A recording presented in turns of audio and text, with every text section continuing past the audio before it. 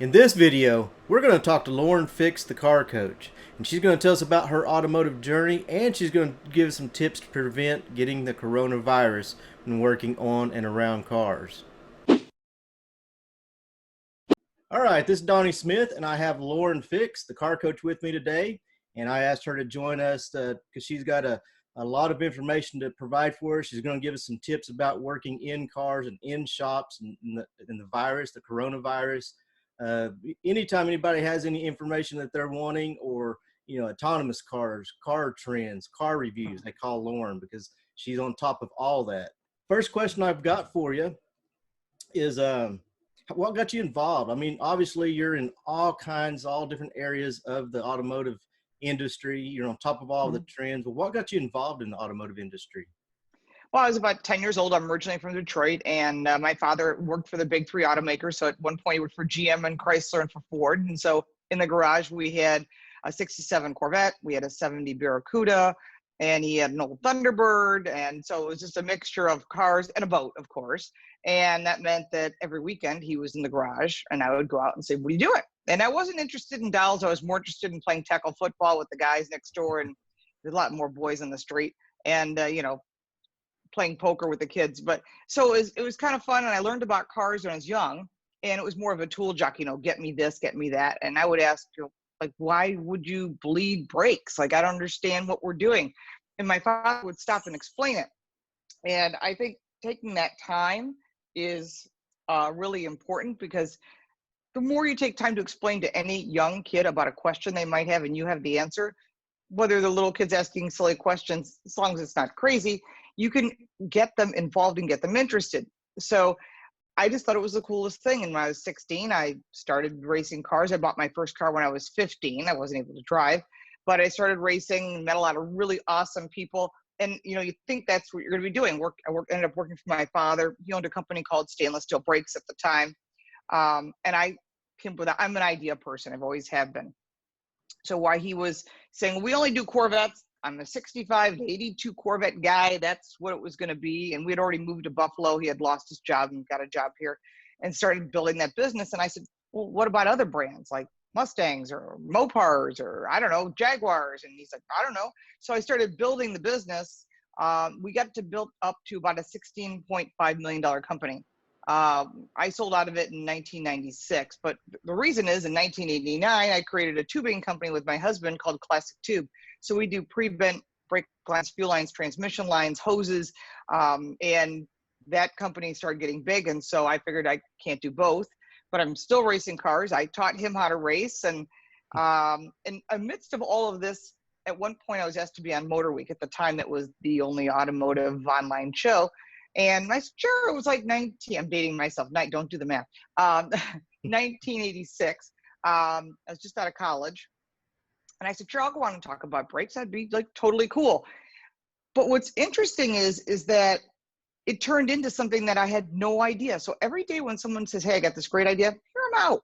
You don't know. What you're doing today could lead you down a whole different path.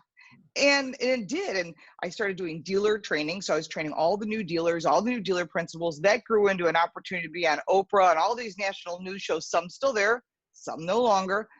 I've been on every national news network, and that sort of like got out of control on me. I had no idea. Yeah, I've watched a lot. Oh, thank you. And it's funny because I was on the DIY network for 4 years. And there's a lot going on with that because I had a medical issue. I had to go through the midst of all that as well. But the fact is, every time there's a fork in the road, before you make that decision, look to see what both options are. I mean, really take some thought into that. So here we are with the situation today. Do you, change careers, or do you stick with what you got and try to reinvent yourself in something smarter, something that maybe meets the times? And that's kind of what we all run into, these forks in the road on a regular basis. And I've had these conversations with my kids. My daughter Shelby is 28 years old, so she's married and she runs into forks in the road too. And so you all will. And I think it's a learning lesson to decide. And for me, it's always been something automotive, which led me to writing articles, which led to, and I've been doing that for over 30 years, writing either instruction manuals or something automotive. But that interestingly led to an opportunity to be on the North American Car and Truck of the Year Awards.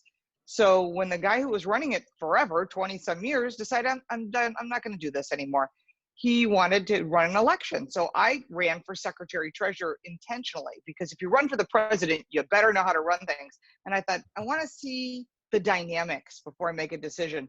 So I did that. We made a ton of changes. And then I ran for president, and my term ended in January. I made a lot of changes. So that award is now, when we announce it, it's up in Times Square. We are the most noted, we're the, should we say, the Oscars of the auto industry. So I had a great time building the brand, and I find myself knowing that I guess I'm pretty good at building brands. I didn't think of that. You know, I thought I was a car person like you. So it's sort of, you never know where your life goes to. From you leave high school and you go, I'm doing this, and you're over here going, I have no idea how I got there, but it's good. It's good. Mm-hmm.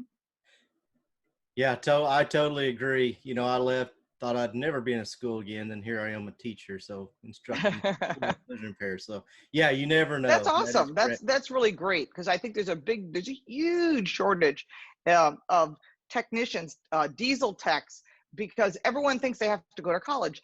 And that's not necessarily the case, because I know a lot of people that went to college and they didn't do well. They didn't like the controlled environment, and they didn't like the classes. And it was, you know, sitting in hours of calculus 101 is like, I barely made it through it. But it's interesting, because that's not necessarily a good thing, because why people are spending $200,000 on college or wherever locally, you could be making that money if you were a plumber, an electrician, and there's a shortage of them, which means there's a signing bonus. And so you never want to miss those opportunities, especially if you're a diesel tech, you're going to make a lot of money. I totally agree. Yeah, that's there's a lot of money to be made out there in the trades.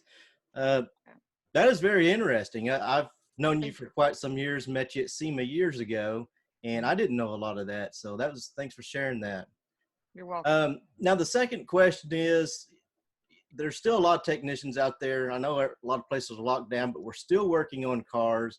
Of course, I'm sure a lot of those germs and the coronavirus and even the flu, you know, germs. Do you have any safety tips that they're doing to help keep technicians safe, or know of anything like working in and around these cars and other people at shops?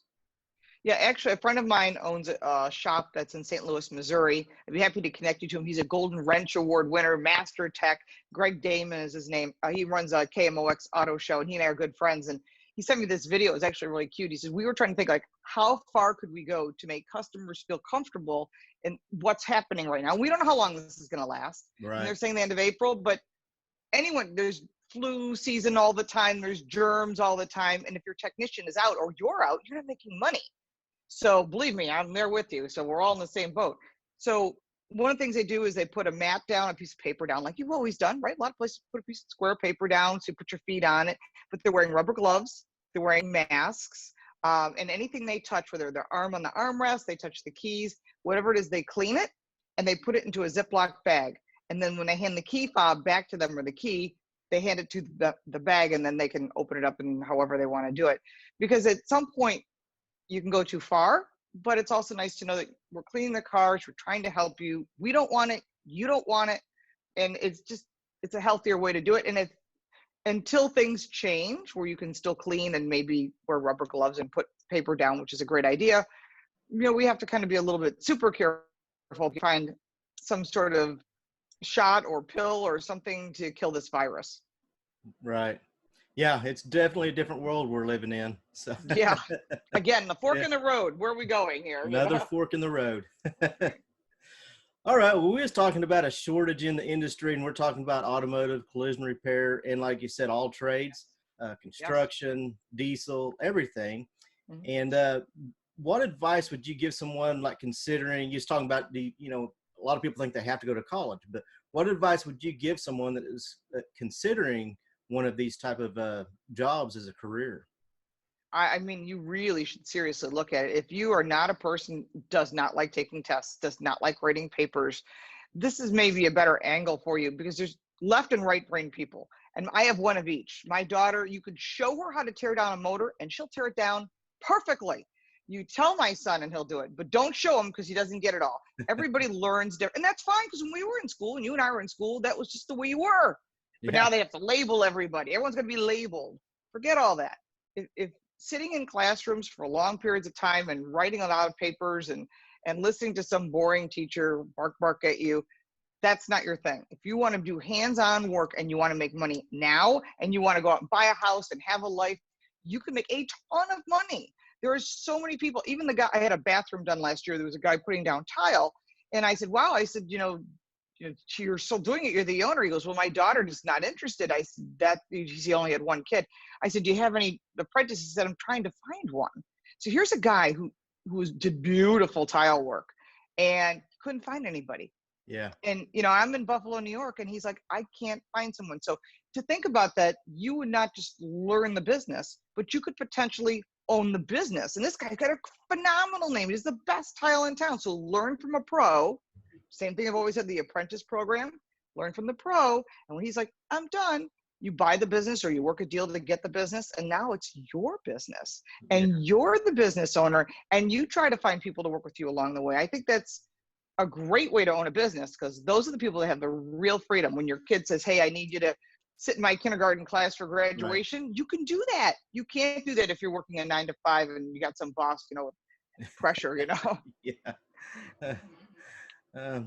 Well, I do thank you for taking the time. I know you're very busy. One last thing, like if someone wants to contact you or watch one of your videos, of course, I will put links down below that they can click on, but where would they contact you at? You can reach, it's Car Coach Reports is either the website or the YouTube channel. All my social media is at Lauren Fix. You can reach me through, I reply to everything. You can get me through TikTok, Instagram, Twitter, Facebook is the best way to reach me. I do answer emails. It takes a little longer. So as we know, I have to go with the times too. So social media I'll reply usually pretty quick. I think that's how we talked through Facebook Messenger. So Yeah. So it's the best way. And I reply quicker that way because I don't like things in my inbox. So. Yeah. Well, you've definitely got a lot of different things going on. So thank you. And the reviews, I don't know if I mentioned it, but you do car reviews. So yeah, I do car reviews. I'm on national news. I'm on Fox Business, Fox News, CNN International, Inside Edition, the Weather Channel, Newsmax, RT, and Community Digital News. So I love all the different, when you're your own boss, you can do that. Yeah. I have to work harder probably than if I worked for someone else, but I also have the freedom to spend time talking to you and your viewers and helping them. And I'm happy to help you because I really think that more people in this industry is a positive thing. Well, Lauren, I sure do appreciate you taking the time. Like I said, you're very busy, but yet you took time for me and my viewers, and we really do appreciate that. Thank you. I appreciate the time as well. And everyone be safe out there. Wash your hands. Yeah, wash your hands. All right. Thank you. If you have any questions, be sure and leave your comment below. If you like this video, be sure and give us a thumbs up. Thanks for watching. Take care, and we'll see you in the next video.